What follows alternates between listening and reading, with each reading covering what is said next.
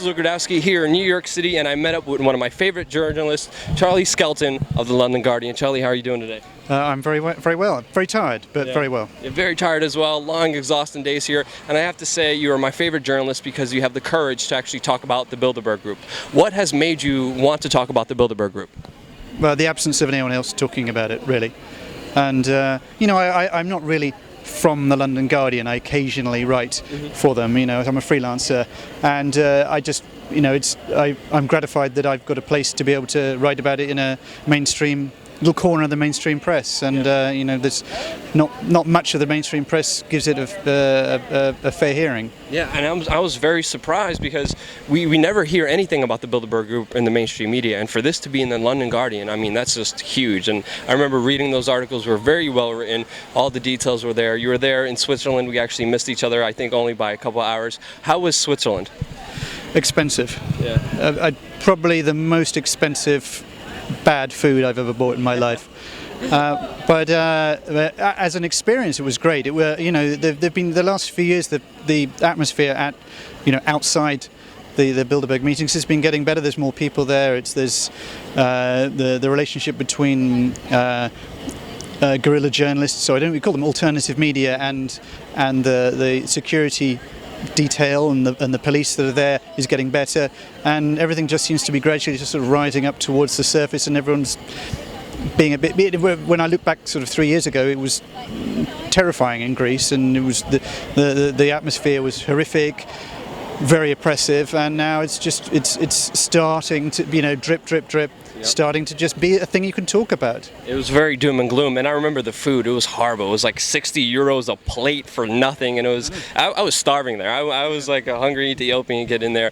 and I remember I do agree, but we did have a major victory in Switzerland. On that Friday. We had one of the representatives, one of the parliament members, actually write a letter after hearing that we were harassed because I was followed by the police. We were harassed. I was threatened to be arrested, deported. They took away my passport for a while just for reporting on there, and then our local parliament member wrote a letter to the police department saying, respect freedom of the press, do not harass these guys. Right. And now every time we came up with our video cameras to the Bilderberg conference, before the letter, they would just jump on us and threaten us. We had that letter.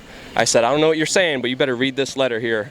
And they actually let us be there. So we had a huge victory. So things are changing for the positive. Would you agree? Yeah, well, that sounds like it. I mean, that just shows me I'm just spouting platitudes saying that it's been so much easier. In fact, you had quite a hard time until that came, so I should get my facts straight, is what it sounds like. No, it's getting better and better, and the relationship between the police and the people are getting better because people are recognizing this. It's not a big taboo subject anymore, and with your help, we're making it into the mainstream media, which it should be because it's been denied for how long that this group doesn't even exist. I mean, it's pretty crazy.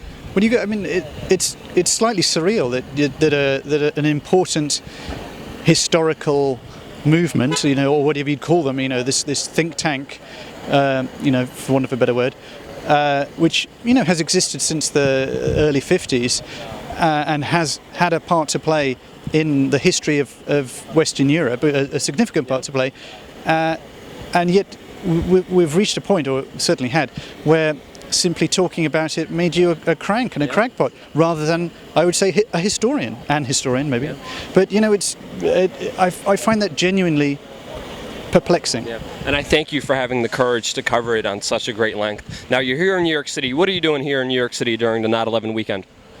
Well, I just came for the shopping. Turns out it's the 10th anniversary of 9/11. I mean, who'd have thought? Yeah. I'm just here. I'm seeing what's what. I think it's the most important place to be in the world this weekend. So I'm here really, and talking to some people.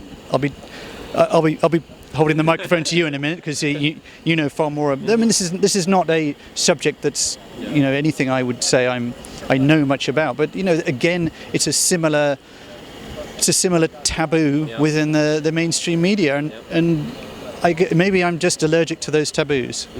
And it's a good allergy, I have to say, because when I go up to politicians, ask them questions about the Bilderberg Group, they run away. And when I did the same this week with Larry Silverstein, Thomas Keane, Lee Hamilton, a part of the 9/11 Commission about 9/11, they acted the same way.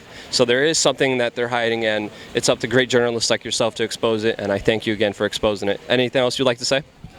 Just on the subject of hiding, and I've written about this, but I always find it extraordinary to see grown men and women hiding behind things and ducking down on the back seat of limousines and swooping past at high speed lest they be seen. And I was just thinking, what are you doing? Yeah.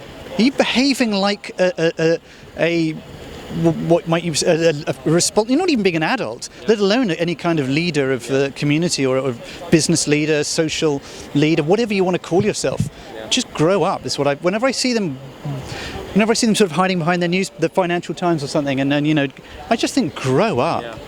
Exactly. And again, God bless you. Thank you so much for all your work, brother. I really think the war on terror is a bunch of bullshit. Just a poor excuse for you to use up all your bullets. How much money does it take to really make a full clip? 9/11 Building 7, did they really pull it? And a bunch of other cover-ups.